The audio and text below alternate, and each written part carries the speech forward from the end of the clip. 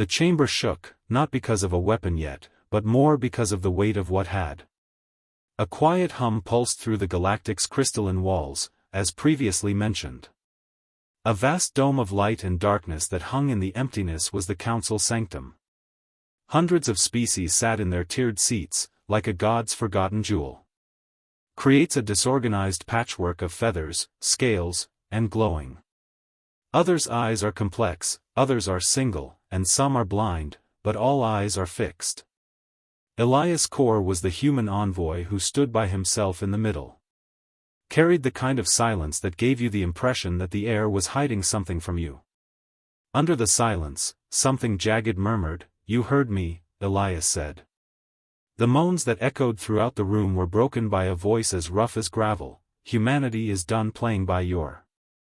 We've constructed something that you can't ignore, and dark matter warships move more quickly than." The council released a scrath, and they are already waiting outside, and your quickest is stronger than your strongest. Assign its 6 limbs a shriek, thrashing like branches in a storm. Protest in a language that sounded like a lumora being broken by glass.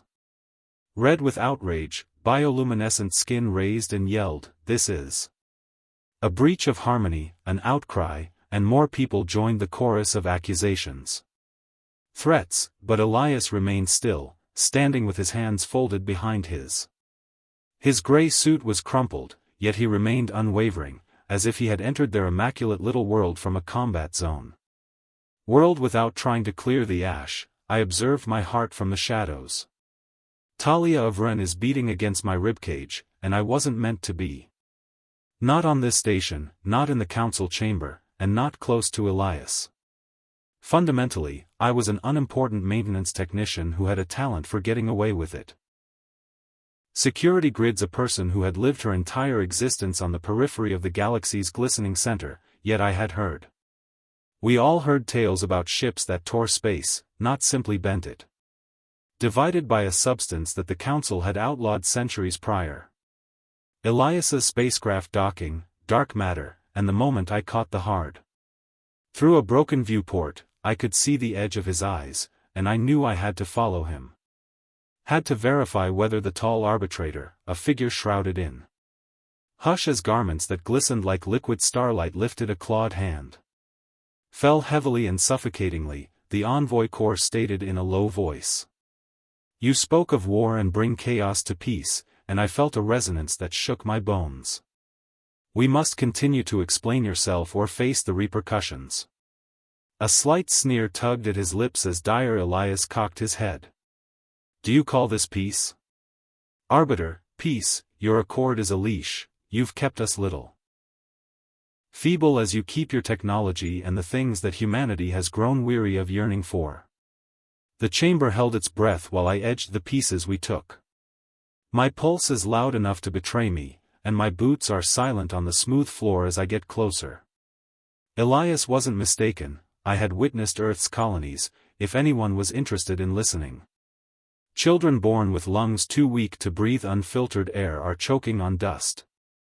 As the Council's preferred races prospered on worlds that we would never visit, but dark matter in warships was a boundary that no one had ever passed before. With its eyes shrinking to slits of icy light, the orbiter leaned forward. Claim power, but without evidence, power is only talk. Humans show us these. My stomach fell as Elias's grin grew. He held up a hand and above him, a hollow projector flared to life. Initially, the image was blurry, then became so sharp that it took dozens of breaths out of my lungs. Spacecraft with hulls that ripple with an energy that makes them as sleek and black as the abyss itself. Swallowed it instead of reflecting light, and they moved like carnivores, slicing. Traversed space with an elegance that seemed strange and unnatural, causing the Council to gasp and even shudder. I was unable to turn away as they prayed in their peculiar tongues. Elias's voice was low and the chamber exploded once more, and the Eclipse Legion is dangerous and not here to talk. This time, it was genuine, unadulterated anxiety rather than just noise. My thoughts were racing as I slammed myself against the wall. I had sought the truth, and now that I had it, mankind wasn't simply rising. We had created monsters in order to claw our way up, bloodied and enraged. However, I couldn't get rid of the question that kept coming to mind while Elias stood there without bowing: what happens when the beasts turn? The shadows cast by the dark ships of the Eclipse Legion hung in the air like a death sentence, their empty image hanging over us. It appeared to creep over the chamber floor. The indignation of the Galactic Council had dissolved into something more repulsive, a Verk delegate's panic filled with desperation. As a gelatinous orphan pulsed warnings of sanctions, insectoid mandibles clicked frantically. Destruction, but Elias's core remained motionless and unblinking as he observed them. I was unable to breathe because his silence was louder than their uproar. Felt constricted, as if the air were pushing down on me, and my hands were shaking as I held onto the side of a maintenance panel I had hid behind because I had witnessed several riots on colony outposts throughout the years. Smugglers were devastated by poor agreements, but this was a reality that humanity had always faced.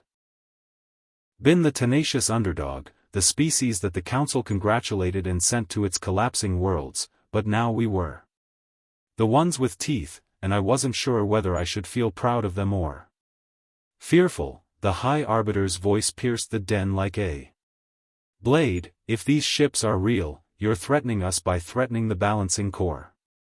If that's the case, you've started a fire that will devour your kind first.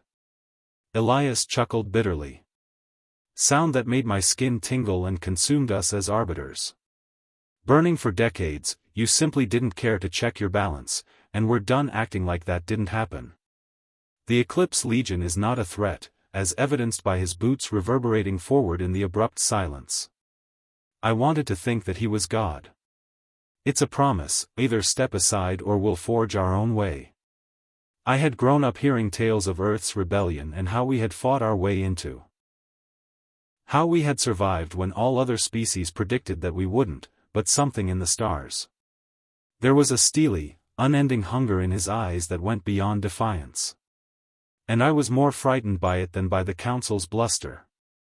A fresh voice eased the tension and Councillor's Thra, an oily Clitherin, slithered into the hush. What of the human cost? Her scales gleamed like polished obsidian.